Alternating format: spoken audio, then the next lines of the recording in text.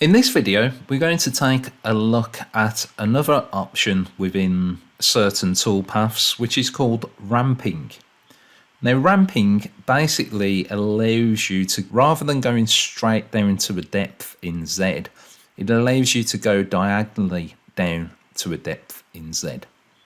The reason for this is, let's say for instance, certain tools, let's say a compression tool for instance, if you were using that and you just plunge straight down to a depth, it would burn and you'd have scorch marks or even a small fire on the CNC machine. So that's the reason that you would use ramping. So it doesn't generate so much heat on the tool. And you can also do it to save chipping various types of materials. So to activate ramping, if I open up my profile toolpath that I have here, we've got something called Add Ramping Moves. So if I select it, and by default, this is set to be a zigzag motion.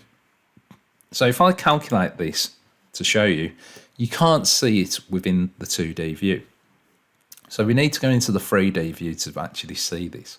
So if I go to the 3D view, and then at the start point, if I zoom in, you can see that I've got all of these light blue zigzags.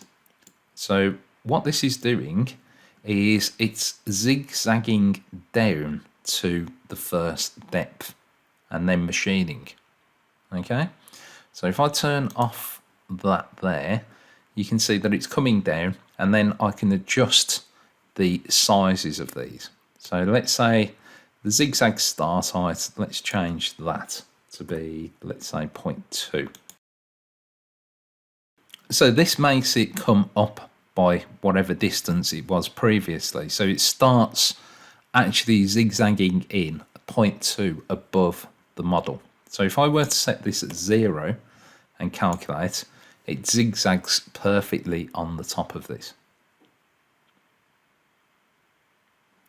Now you can see here that I've got my maximum ramp length to be 0.3 inches.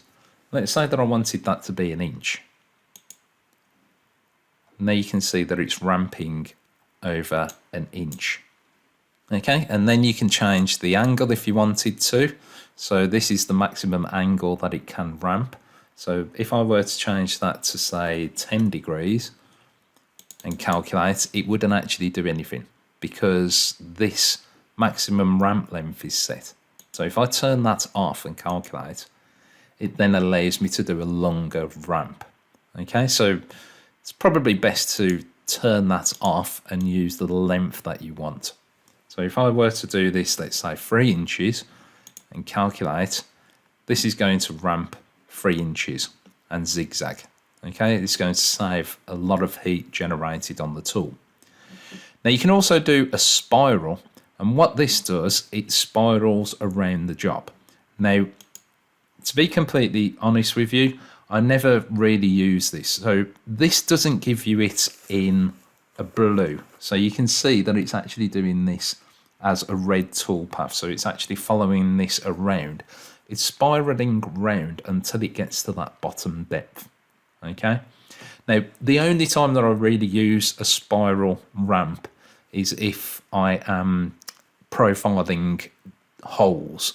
If I wanted to slowly go down rather than drilling out holes. So if you use the spiral on a hole, it will slowly spiral down rather than just going straight into the material. You also have smooth. So if I calculate that, what smooth does is it creates a smooth ramp. So it's a lot like the zigzag, but it just creates one angle. So if I turn that off and create an angle and calculate, you can see that this is giving me a 10-degree smooth ramp. If I were to make that smaller, let's say 1 degree, you can see just about that it's actually coming down at 1 degree smooth ramp. Okay, so it's just giving me a nice smooth ramp and it's cutting the part out. So if I were to try to simulate this, let's try to do this quite slow so you can see.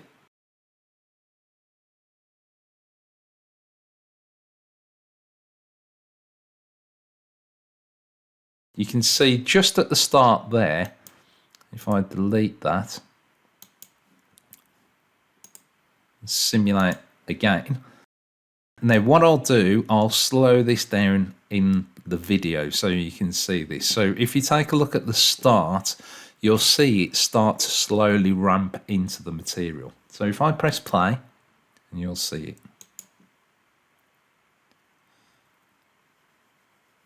Okay, so that is what ramping does. It allows you to slowly go down at an angle to the material depth of cut.